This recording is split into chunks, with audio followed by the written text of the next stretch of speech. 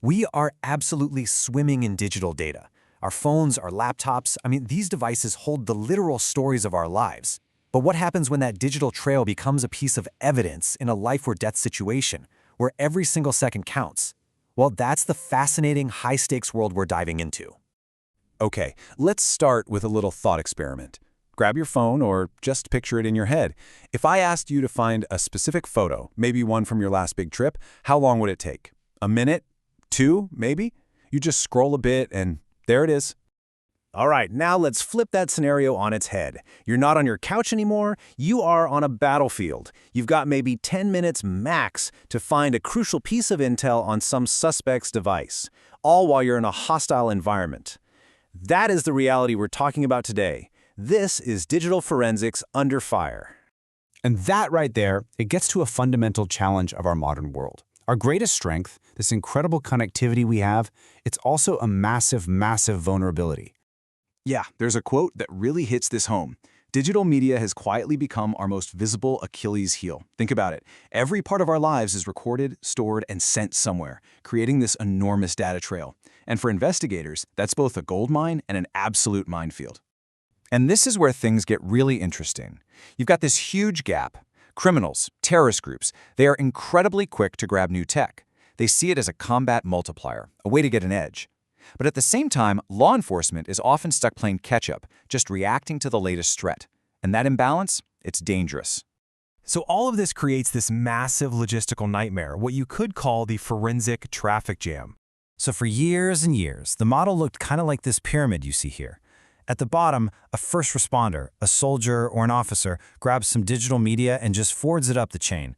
It all goes to one central lab, and that lab gets buried in evidence. And the poor analyst at the top just has to wait and wait. And, well, you can probably guess what happened next, right? These labs were just completely swamped. The sheer volume of stuff, phones, hard drives, you name it, created this enormous, slow-moving backlog. The bottom line is, this whole centralized model, it just, well, antiquated. When critical intelligence that could save a life is just sitting in a queue for days or even weeks, it's not intelligence anymore. It's just history. So people knew this was a huge problem, and they came up with a new approach. They basically took the concept of triage from the medical world and brought it into digital forensics. It's called the Computer Forensics Field Triage Process Model, or CFF-TPM for short. Okay, and this visual just lays it out perfectly. On the left, there's that old bottleneck we talked about. But on the right, the new model slots in this critical step right at the beginning, triage. Now a first responder can immediately look for the high-value stuff on site, and all that junk data never even makes it to the lab.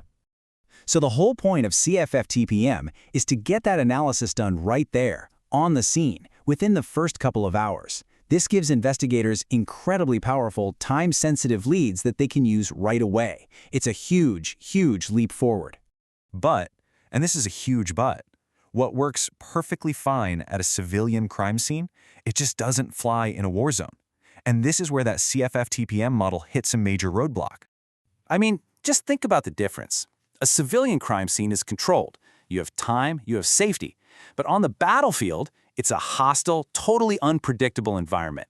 You might have a window of just 10 to 60 minutes to get everything you need, all while dealing with the very real risk of snipers or IEDs, that's improvised explosive devices.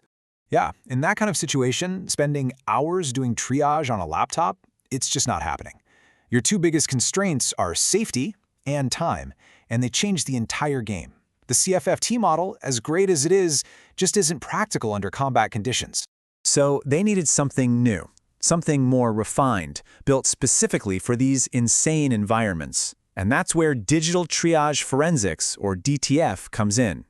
And this table here shows the simple, but honestly pretty genius tweak they made. Just look at that DTF column. The triage step, it doesn't happen at the dangerous scene. It gets moved. Investigators just collect the devices, get back to a secure base, what's called a forward operating base, or FOB, and then they do the triage and safety. And this gets to the absolute core of what DTF is all about, generating something called actionable intelligence. This isn't about finding evidence for a trial that's going to happen a year from now. No, this is about finding information that can be used in the next 12 to 72 hours to stop an attack, to save lives, to directly affect what is happening on the ground right now. Let me walk you through a real-world scenario of how this actually saves lives. A patrol collects a suspect's cell phone. They bring it back to their base. During the triage, an analyst quickly finds photos that were taken just 2 hours ago, showing wires sticking out of the ground at an interception nearby. That intel goes out immediately. An EOD team is sent out and they disarm a bomb. A deadly attack is prevented, all because of DTF. Now, it's really important to understand that DTF isn't just, one person in a room looking at a phone. It's really just the first step in a much larger, coordinated process. It's a true system of systems.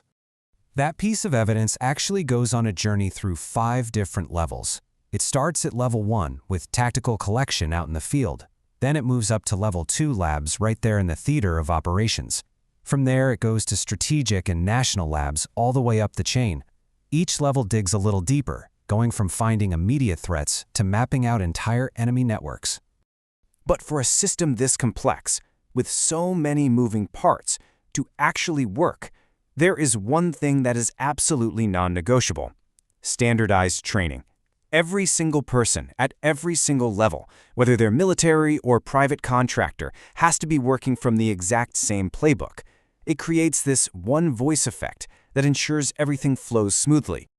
So when you boil it all down, the DTF model is a total game changer for 3 big reasons. 1, it gets that actionable intelligence to commanders fast.